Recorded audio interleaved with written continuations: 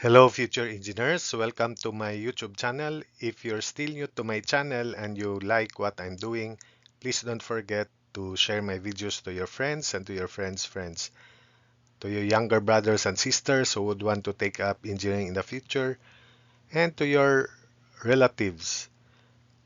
That's one way you can keep me going, inspired, and refreshed.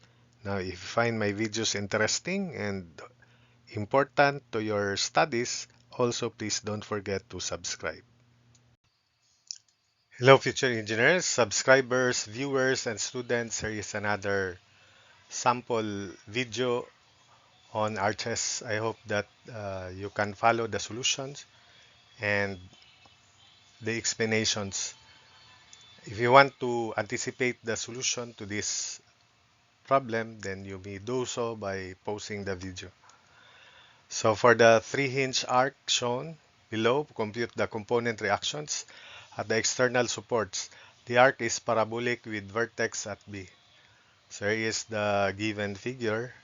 So first of all, let's resolve each of the force here into components, horizontal and vertical.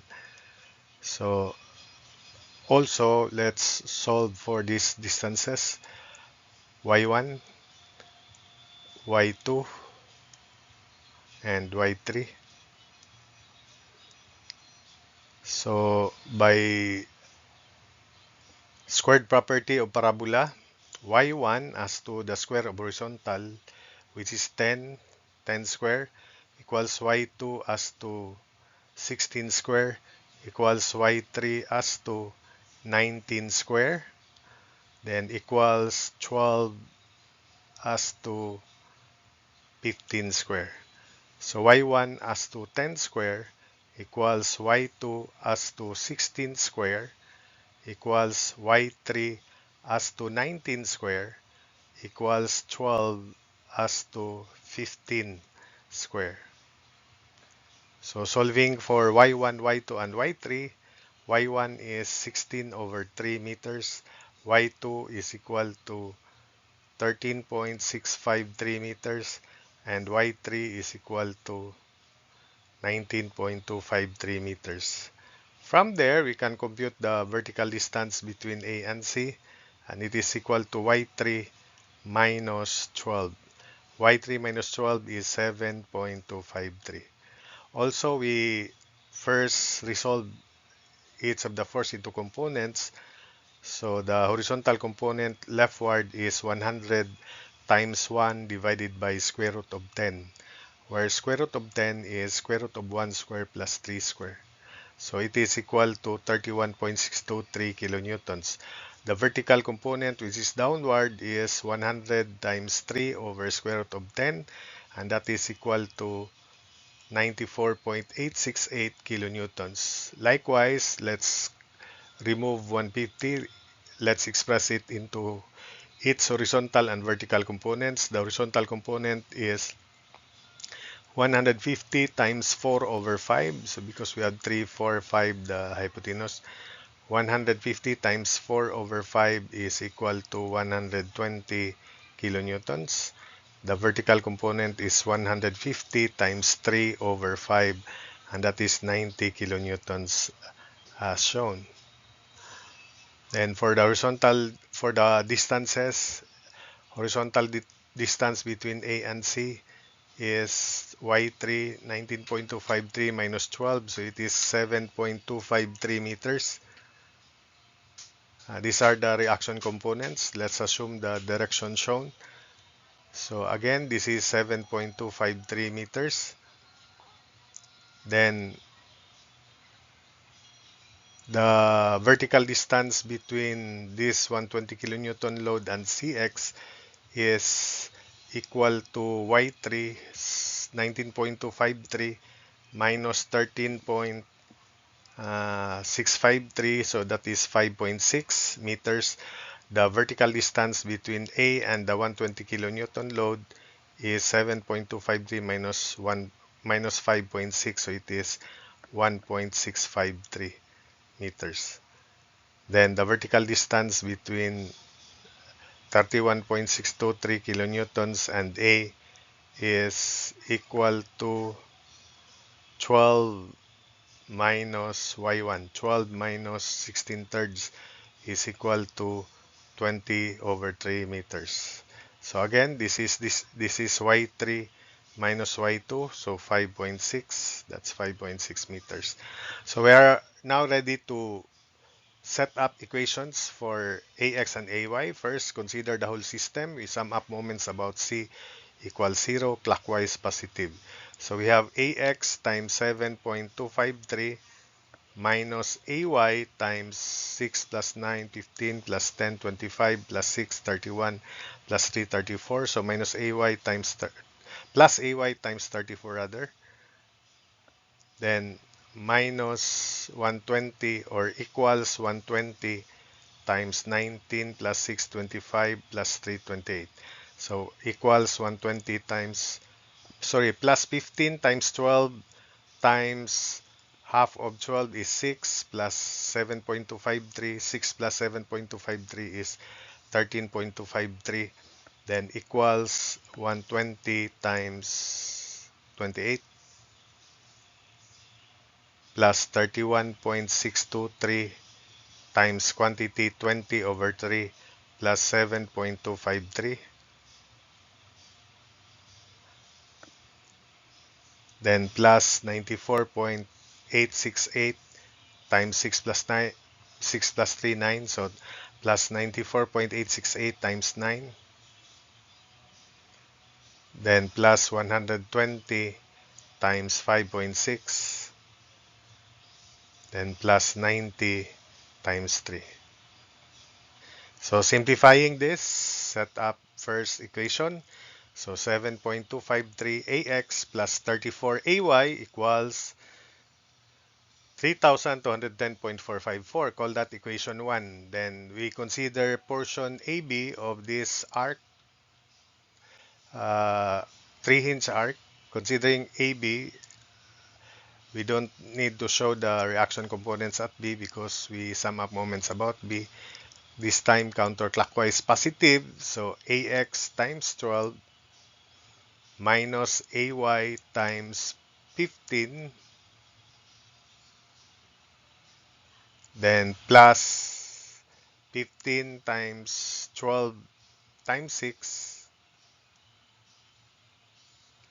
then plus 120 times 9 equals 0. So simplifying, set up equation 2, 12ax minus 15ay equals negative 2,160. That's equation 2. So solving these two equations simultaneously, we can now solve ax, and ax is negative 48.92 kilonewtons. So that means it is leftward, not rightward as assumed here. Then ay is equal to 104.9 kilonewtons. So that means it is upward. Then for the second part of the solution, let's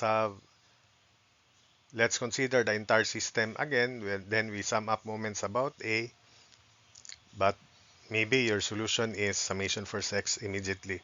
So I'll just use the independent equation summation of moments so that we still have one equation of statics, summation versus x0 and summation versus y0 for checking purposes. So clockwise positive, so summation of moments about A equals 0 considering the entire system. Cx times 7.253 minus cy times 34, then plus 120 times 1.653 plus 90 times 16, 25, 31.